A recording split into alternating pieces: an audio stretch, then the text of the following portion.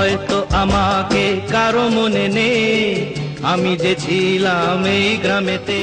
মায়াবিনী আমার চোখে চেয়ে দেখো, চিরদিনই তুমি যে আমার। উঠে যাওয়া দিনগুলি আমায় যে পিছু ডাকে। কফি হাউসের সেই আড্ডাটা আর নেই, মনে পড়ে রুবিরা কবিতায় তোমাকে একদিন কত করে হেঁটে হেঁটে দেখি সারাদিন, আজ ওই চোখ সাগরের।